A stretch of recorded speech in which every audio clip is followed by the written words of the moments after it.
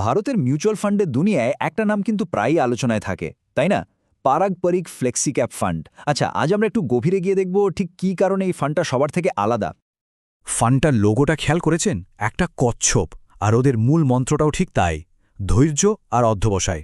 মানে বিনিয়োগের এই খেলায় খরগোশের মতো দৌড়ানোর চেয়ে কচ্ছপের মতো ধীর এবং স্থির থাকাই আসল জেতার উপায়। এটাই কিন্তু ওদের পুরো পরিচয়ের মূল ভিত্তি। ভাবা যায় 1,00,000 কোটি টাকারও বেশি। এটাই হলো এই ফান্ডের অ্যাসেটস আন্ডার ম্যানেজমেন্ট, মানে AUM। আর সবচেয়ে অবাক করার মতো বিষয়টা কি জানেন? 2013 সালে শুরু হয়ে তেমন কোনো মার্কেটিং ছাড়াই কিন্তু ফান্ডটা আজ এই জায়গায় এসে দাঁড়িয়েছে। তো আসল প্রশ্নটা হলো, কিভাবে সম্ভব হলো এই বিরাট সাফল্য?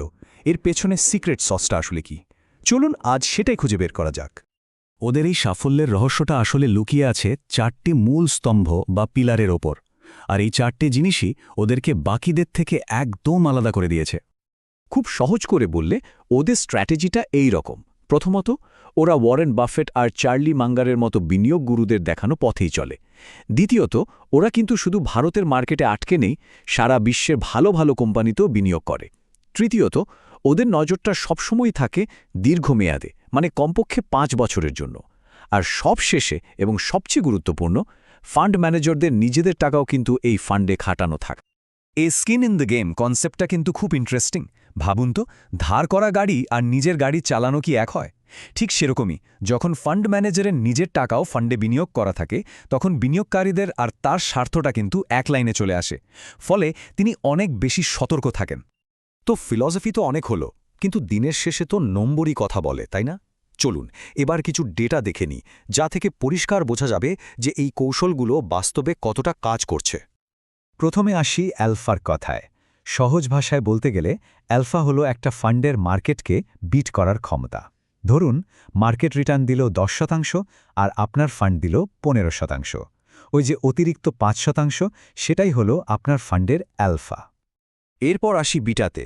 এটাকে অনেকটা মানুষের মেজাজের সাথে তুলনা করা যায়। বিটা যদি 1-এর বেশি হয়, তার মানে ফান্ডটা বাজারের চেয়ে বেশি অস্থির, অল্পতেই রিয়্যাক্ট করে। আর বিটা 1-এর কম হওয়া মানে ফান্ডটা বাজারের চেয়ে অনেক বেশি স্থিতিশীল। কম বিটা সবসময় ভালো।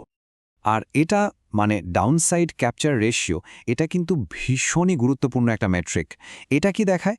এটা দেখায় যে মার্কেট যখন পড়ছে তখন ফান্ডটা কতটা কম পড়ছে, মানে খারাপ সময়ে টাকাকে কতটা সুরক্ষা দিতে পারছে, সেটাই হলো এর আসল পরিচয়। আচ্ছা, এবার সরাসরি একটা তুলনা দেখা যাক। দেখুন, পারাগপারিকের অ্যালফা কিন্তু ওর কম্পিটিটর আর ক্যাটেগরি অ্যাভারেজের থেকে অনেকটাই বেশি, প্রায় 7.8%। আবার বিটা আর স্ট্যান্ডার্ড ডেভিয়েশন, মানে অস্থিরতা, দুটোই কিন্তু কম।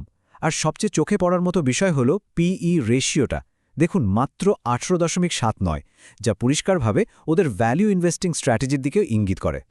এই চার্টটা দেখুন, এটা ফান্ডের সবচেয়ে শক্তিশালী দিকটাকে তুলে ধরে। ডাউনসাইড ক্যাপচার রেশিও মাত্র 49%। এর মানে কি? এর মানে হলো মার্কেট যখন 100 টাকা হারিয়েছে, এই ফান্ড হারিয়েছে মাত্র 49 টাকা, মানে অর্ধেকেরও কম। মূলধন বাঁচানোর ব্যাপারে ওদের যে কতটা মনোযোগ, এটা তারই প্রমাণ। ওই যে আমরা কম পি রেশিও দেখলাম, সেটার কারণটা এখানে স্পষ্ট। পারাগপারিক হল ভ্যালু ইনভেস্টর, মানে ওরা ভালো কোম্পানি খুঁজে বের করে আর সঠিক দামের জন্য অপেক্ষা করে। অন্যদিকে কোয়ান্টের মতো ফান্ডগুলো হলো মোমেন্টাম ইনভেস্টর। ওরা সেসব স্টকে বিনিয়োগ করে যেগুলো ইতিমধ্যেই ওপরে উঠছে। দুটো সম্পূর্ণ ভিন্ন দর্শন। তো আমরা ওদের কৌশল আর তার ফলাফল তো দেখলাম, কিন্তু বাস্তবে ওরা কাজটা করে কিভাবে? আর এত বড় একটা ফান্ড চালাতে গিয়ে কি কি চ্যালেঞ্জের মুখোমুখি হতে হয়?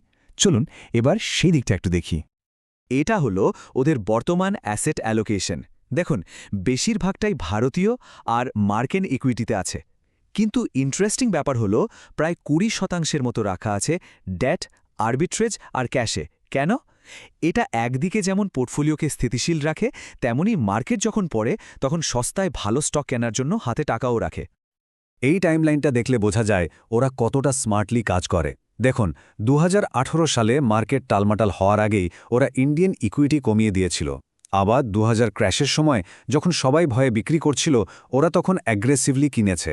আর 2023-এ সিবিআর নতুন নিয়ম আসাতে সেটার সাথেও কিন্তু ঠিকঠাক মানিয়ে নিয়েছে। তবে সবকিছুই কিন্তু মসৃণ নয়। দুটো বড় চ্যালেঞ্জ এখন ওদের সামনে।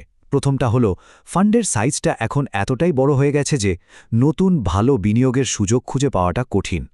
আর দ্বিতীয়ত, সেবির নিয়মের কারণে বিদেশে বিনিয়োগের সুযোগটা কিছুটা কমে গেছে, যা ওদের ডাইভার্সিফিকেশন স্ট্র্যাটেজির একটা বড় অংশ ছিল। তো এত সব আলোচনার পর একজন বিনিয়োগকারী হিসেবে আমাদের জন্য আসল শিক্ষাটা কি? মানে এই ফান্ডটা ঠিক কোন ধরনের বিনিয়োগকারীর জন্য আদর্শ? চলুন শেষ পর্যায়ে এসে বিষয়টা একটু গুছিয়ে নেওয়া যাক। তাহলে কাদের জন্য এই ফান্ডটা পারফেক্ট? প্রথমত, যাদের লক্ষ্য হল মূলধন বাঁচিয়ে রেখে দীর্ঘমেয়াদে সম্পদ তৈরি করা। দ্বিতীয়ত, যারা কমপক্ষে 5 বছর বা তার বেশি সময় ধরে বিনিয়োগ করতে প্রস্তুত। আর তৃতীয়ত, যারা একটা ফান্ডের মাধ্যমেই দেশ এবং বিদেশের মার্কেটে বিনিয়োগের সুবিধা চান। আর হ্যাঁ, যাদের কাছে বাজারের অস্থিরতার চেয়ে স্থিতিশীলতা বেশি জরুরি। ওরা যে দীর্ঘমেয়াদী বিনিয়োগকারীদেরই চায়, তার আরও একটা বড় প্রমাণ হল এই নিয়মটা। সম্প্রতি ওরা 1 বছরের মধ্যে টাকা তুললে এক্সিট লোড বাড়িয়ে 2% করে দিয়েছে। এর সোজা মানে হল ওরা শর্ট টার্ম ট্রেডারদের আটকাতে চায় আর শুধুমাত্র ধৈর্যশীল বিনিয়োগকারীদেরই স্বাগত জানায়। শেষ করার আগে একটা প্রশ্ন রেখে যেতে চাই। আজকের এই দ্রুত বদলে যাওয়া বাজারে, যেখানে সবাই খুব তাড়াতাড়ি রিটার্ন চায়, সেখানে এই কচ্ছপের মতো ধৈর্য ধরে থাকাই কি সবচেয়ে বড় শক্তি? ভাবনার বিষয়, তাই না?